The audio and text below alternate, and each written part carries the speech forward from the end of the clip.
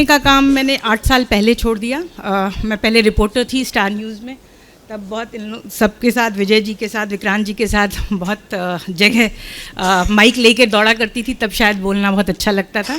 लेकिन आजकल पर्दे के पीछे हूँ पिछले 8 साल से।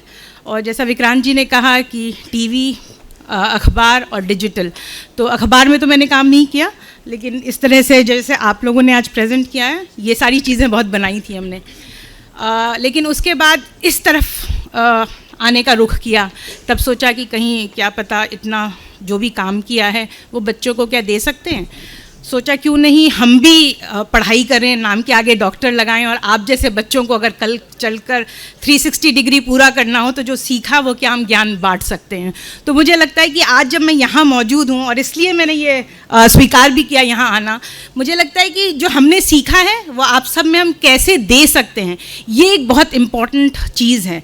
और मुझे लगता है कि अब जब हम लोगों ने 20-22 साल यहाँ पे कर लिया है, तो एक मौका ऐसे ही बच्चों के बीच आकर जब हम कहते हैं कि ठोकरें खाओ, आगे बढ़ो, ये मिलेगा वो मिलेगा, तो कैसा जीवन होता है अगर आप लोगों के साथ हमें साझा करना हो, तो वो सबसे अच्छा मौका होता है। मुझे इसलिए लगता है कि पत्रकारिता में जो हमने सीखा है, जैसा कभी विजय जी के साथ हम बात करते हैं तो उनसे सीखते हैं, समझते हैं कि कैसे पत्रकारिता करनी चाहिए।